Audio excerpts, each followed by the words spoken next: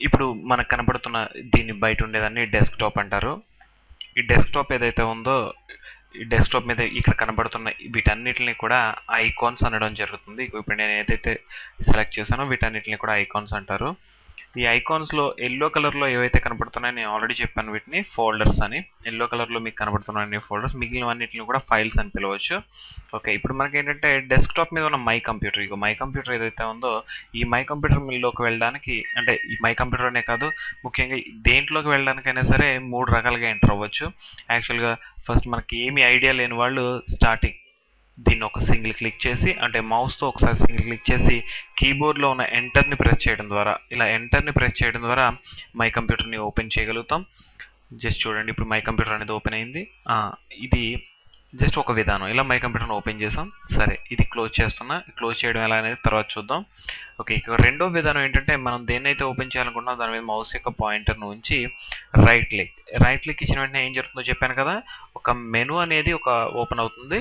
ఈ మెనూలో ఉండే ఆప్షన్స్ అన్నీ కూడా నేను దేని మీద అయితే రైట్ క్లిక్ ఇచ్చానో దానికి సంబంధించిన ఆప్షన్స్ ఇక్కడ వస్తాయండి. ఇందులో నాకు ఇప్పుడు కావాల్సిన ఆప్షన్ ఏంటంటే ఓపెన్ అనే ఆప్షన్ని క్లిక్ చేస్తున్నాను. జస్ట్ ఇది ఓపెన్. ఈ ఓపెన్ అనే ఆప్షన్ని క్లిక్ చేసినప్పుడు కూడా సేమ్ అదే విధంగా మళ్ళీ ఫోల్డర్ ఓపెన్ అవ్వడం జరుగుతుంది. ఇది రెండవ విధానం. ఈ విధానంలో కూడా మీరు ఓపెన్ చేయవచ్చు. ఇక మూడో విధానం ఏంటంటే మనం దేన్నైతే ఓపెన్ చేయాలనుకున్నామో ఆ ఓపెన్ చేయదలుచుకున్న ఐకాన్ పై డబుల్ క్లిక్ చేయాలండి. మౌస్తో డబుల్ క్లిక్ అంటే రైటా లెఫ్టా చెప్పాను ఆల్రెడీ మీకు.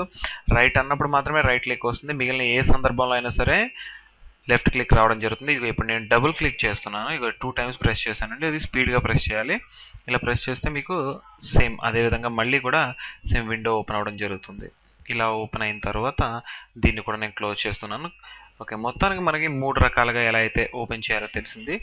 సరే, ఇప్పుడు లోపలికి ఎంటర్ అవుతున్నాను నేను. ఇలా లోపలికి ఎంటర్ అయిన తర్వాత, అంటే మై కంప్యూటర్ను ఓపెన్ చేసిన తర్వాత ఈ మై కంప్యూటర్లో ఏదైతే ఉందో, అంటే ఇక్కడ డ్రైవ్స్ అనేవి కనబడతాయి. ఆల్రెడీ మీకు చెప్పాను. ఇక డ్రైవ్స్ చూడండి, ఇక్కడున్న కంప్యూటర్లో ఏం జరుగుతుందంటే డ్రైవ్స్ని 5 భాగాలుగా విభజించడం జరిగింది. సిడిఈఎఫ్జి. ఓకే, సిడిఈఎఫ్జి అనేది. మరి ఏబి దేనికి వెళ్ళింది ఆల్రెడీ చెప్పాను మీకు. మౌస్కి ఫ్లాపీ డ్రైవ్ అనే దానికి ఏబి అనేది వెళ్ళడం జరుగుతుంది. కాకపోతే ఫ్లాపీ డ్రైవ్స్ ఈ సిస్టమ్స్లో లేవు కాబట్టి ఏబి అనేది హైడ్ అయిపోయింది. సిడిఈఎఫ్జి వీటిని మనం యూజ్ చేసుకుని హార్డ్ డిస్క్ అనేది భాగాల కింద చేసాం. ఎప్పుడైతే జీతో ఎండ్ అయిపోయిందో హార్డ్ డిస్క్, దాని తర్వాత ఉండే భాగాన్ని సిడి డ్రైవ్ కింద తీసుకోవడం జరిగింది. ఇది హెచ్ డ్రైవ్. ఓకే, ఇప్పుడు తెలిసింది కదా సిలో ఏముంటుంది అంటే ఆపరేటింగ్ సిస్టమ్ అనేది సిలో ఉంటుంది కాబట్టి దీంట్లో ఎటువంటి డేటాను మనం పెట్టకుండా ఉంటాం. మిగిలిన ఏ డ్రైవ్లో అయినా సరే మనకు కావాల్సిన డేటాను ఉంచుకోవడం జరుగుతుంది. ఇక సిడి డ్రైవ్ అనేది మీరు సిడి ఎప్పుడైతే ఇన్సర్ట్ చేస్తారో దీన్ని ఓపెన్ చేసుకోవడానికి సిడి డ్రైవ్ అనేది యూజ్ చేస్తారు. సరే, మిగిలిన డ్రైవ్లు ఏవైతే ఉన్నాయో డి కానీ, ఈ కానీ, ఎఫ్ కానీ, జీ కానీ, వీటన్నిటిలో కూడా మనకు కావాల్సిన డేటాను ఎంటర్ చేయవచ్చు. మనకు కావాల్సిన డేటాని ఎంటర్ చేయాలంటే ముందు వాటిలోకి వెళ్ళాలి కదా. ఎలా వెళ్ళాలనేది ఇందాక చూసుకున్నాం కదా, 3 విధానాలు. దేంట్లోకైనా సరే ఇలాగే ఎంటర్ అవ్వచ్చు.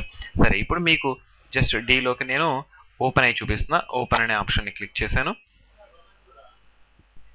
ఇప్పుడు మనం డి డ్రైవ్లోకి ఎంటర్ అవ్వడం జరిగింది. డి డ్రైవ్లో ఆల్రెడీ కొన్ని ఇమేజెస్ కానీ కొన్ని ఫోల్డర్స్ కానీ ఉన్నాయి, మనకు తెలుస్తుంది. ఓకే, ఇక్కడ ఉన్న ఇమేజెస్ ఫోల్డర్స్ కూడా ఆల్రెడీ క్రియేట్ చేసినవి. సరే, మనం ఇప్పుడు ఏం చేద్దామంటే మనం ఓన్గా ఒక ఫోల్డర్ని క్రియేట్ చేసుకుందాం. ఎందుకంటే బయట నుంచి ఏదన్నా ఫ్రెండ్ కానీ ఎవరన్నా కానీ డేటా ఇచ్చినప్పుడు వాటిని సేవ్ చేసుకోవాలి అంటే ముందుగా ఫోల్డర్స్ క్రియేట్ చేసుకోవాలి. ఎగ్జాంపుల్, ఒక ఫ్రెండ్ మనకి సాంగ్స్ ఇస్తున్నాడు అనుకుందాం. ఇప్పుడంటే సాంగ్స్ అనే ఫోల్డర్ని ఆల్రెడీ క్రియేట్ చేసుకోవాలి. ఖాళీగా ఉన్న ప్రదేశంలో, ఇక్కడ చూడండి ఇదంతా ఖాళీగా ఉన్న ప్రదేశం కదా, ఈ ఖాళీగా ఉన్న ప్రదేశంలో రైట్ క్లిక్ ఇచ్చుకుని మీరు ఎప్పుడైతే ఫోల్డర్ క్రియేట్ చేయాలనుకుంటున్నారో ఖాళీగా ఉన్న ప్రదేశంలో మాత్రమే రైట్ క్లిక్ ఇవ్వాలి. ఏ ఫోల్డర్ మీద కానీ ఫైల్ మీద కానీ రైట్ క్లిక్ ఇవ్వకూడదు. ఖాళీగా ఉన్న ప్రదేశంలో రైట్ క్లిక్ ఇచ్చి న్యూ అనే ఆప్షన్లోకి వెళ్ళి, చూడండి నేను న్యూ అనే ఆప్షన్లోకి వెళ్తున్నా. ఈ న్యూ అనే ఆప్షన్లోకి వెళ్ళి ఇక్కడ పైన ఫోల్డర్ అనేది కనబడుతుంది. ఓకే, నేను రైట్ క్లిక్ ఇచ్చినప్పుడు ఒక మెనూ ఓపెన్ అయింది కదా, ఇందులో ఫోల్డర్ అనే ఆప్షన్, జస్ట్ నేను ఫోల్డర్ అనే ఆప్షన్ క్లిక్ చేశాను. వెంటనే ఒక కొత్త ఫోల్డర్ క్రియేట్ అవ్వడం జరిగింది. ఇక్కడ కొత్త ఫోల్డర్ క్రియేట్ అయిన తర్వాత ఇప్పుడు చూడండి సెలెక్షన్ అనేది ఇప్పుడు మొత్తం ఫోల్డర్ కాదు, నేమ్కి మాత్రమే సెలెక్షన్ ఉంది. అంటే ఇప్పుడు బ్లూ కలర్లో ఏది ఉంది, ఓన్లీ నేమ్ మాత్రమే బ్లూ కలర్లో ఉంది. కాబట్టి మీకు కావాల్సిన నేమ్ మీకు ఏ నేమ్ కావాలనుకుంటున్నారో నేమ్ చేంజ్ చేసుకోవచ్చు. సపోజ్ నేను ఇప్పుడు ఒక నేమ్ని చేంజ్ చేస్తున్నా, SIDDU సిద్ధు అనే నేమ్ని సేవ్ చేసి నేను కీబోర్డ్లో ఉన్న ఎంటర్ ప్రెస్ చేశాను. ఆటోమేటిక్గా ఫిక్స్ అయింది. ఇప్పుడు చూసుకుంటే ఇప్పుడు బ్లూ కలర్లో ఉంది, కాకపోతే ఏంటంటే పేరు కాదు, మొత్తం ఫోల్డర్ ఉంది. అంటే ఇప్పుడు కీబోర్డ్లో మీరు ఏం ప్రెస్ చేసినా సరే అది మొత్తం ఫోల్డర్కి పని చేయడం జరుగుతుంది. ఓకే, ఇప్పుడు ఫోల్డర్ ఒకటి క్రియేట్ చేశాను, దీని పేరు సిద్ధు అనేది. ఈ ఫోల్డర్ లోపలికి ఎంటర్ అవుదాం. ఓకే, రైట్ క్లిక్, మళ్ళీ సేమ్ అదే విధానం నేను రెండో విధానాన్ని ఓపెన్ చేసి చూపిస్తున్నా మీకు. ఓపెన్, ఈ ఫోల్డర్లోకి ఎంటర్ అవ్వడం జరిగింది. ఎంటర్ అయిన తర్వాత ఇక్కడ ఏంటంటే మనకు కంటెంట్ ఏదైతే వస్తుందో, అంటే మన కస్టమర్ కానీ ఎవరైనా స్టూడెంట్ కానీ ఏదైతే తీసుకొస్తున్నాడో కంటెంట్ ఏదైతే ఉందో దాన్ని పెట్టుకోవడం కోసం. సపోజ్ నాకు సాంగ్స్ అనేది తీసుకొస్తున్నాడు అనుకుందాం.